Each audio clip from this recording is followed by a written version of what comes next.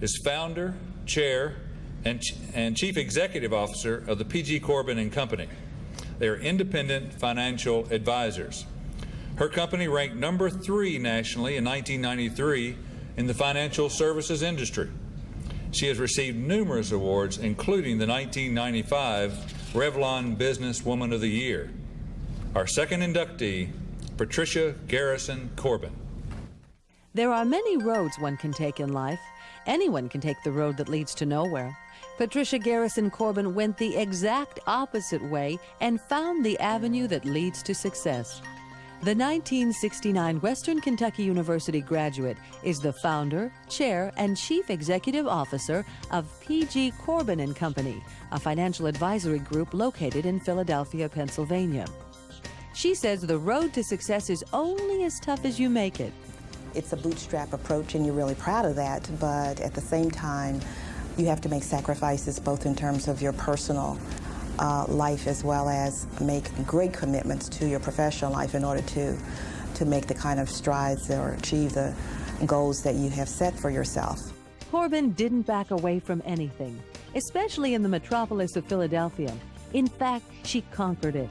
She served as the Deputy Managing Director for Philadelphia, the Deputy Executive Director and Treasurer for Greater Philadelphia First Corporation.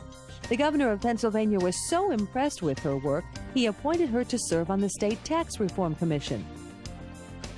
In 1986, President Reagan asked Garrison-Corbin to serve on an advisory panel to the Department of Housing and Urban Development. 8 years later, President Clinton appointed her to the U.S. Environmental Protection Agency. Combine that with the creation of her own company, and it's a picture of success no artist could draw.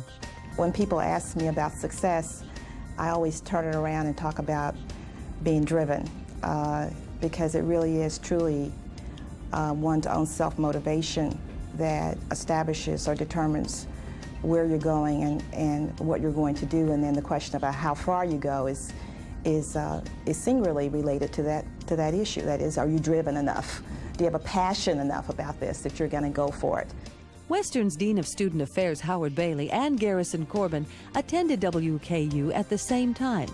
And he says there's always been a drive within her. She saw the need for student development, student involvement with African American students, and established the first historically black Greek organization on our campus. I think she was their focal person and the first chapter president. It wasn't me taking on Western. It was really an experience that grew out of a need. And it was a number of really very bright women who were on campus who needed some sort of mentoring and support group, and it was a natural thing to occur. We were all very much supportive of each other. We lived in State Hall, and we gather in each other's rooms at night, and we talk about all kinds of things. And so the sisterhood was there. What was missing was the infrastructure that gave us the legitimacy that we needed in order to do more. So we decided we wanted to be like Chi Omegas. So we wanted to participate in Greek Week, and we wanted to have a float in the parade, and we wanted to have our queen of this and our queen of that. And it was not with the eye towards being separate, but it was an eye towards being recognized and having a presence that basically said, you know, we're here. If you're a Westerner, you believe the spirit makes the master. Corbin sees that every day. The spirit is the master. I think that without fire in your belly, without a desire, a drive for life, a hunger for knowledge, eagerness to learn, to test that knowledge, to go after it and get it, it takes a lot of spirit. It's that same spirit that makes every day more successful than the next. For 1996 Hall of Distinguished Alumni honoree, Patricia Garrison-Corbin.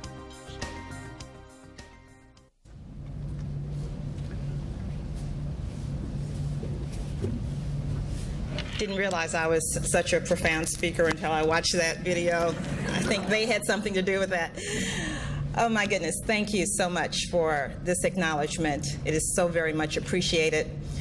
Someone once said that it takes a village to raise a child. And I would say to you that it takes a village to get one through school. Western, I hold dearly in my heart.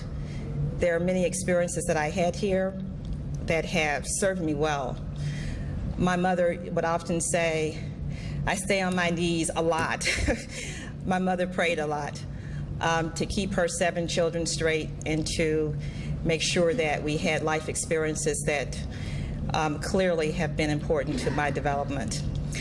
Western, I must say, gave me some very fundamental skills, gave me a foundation that has clearly sustained me over the last, can I say, 20-something odd years. And now that I'm back here today, I'm more pleased than ever because I had the most delightful experience this morning. I taught corporate finance in the building where I took sociology.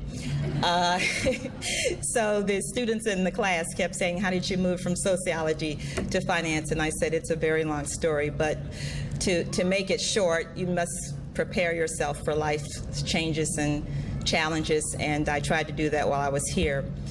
Again, I very much appreciate your acknowledgement to the President Meredith, to the Board of Regents, to the Board of Alumni. I hold this with great esteem as an honor from you, my fellow Westerners, and thank you so much.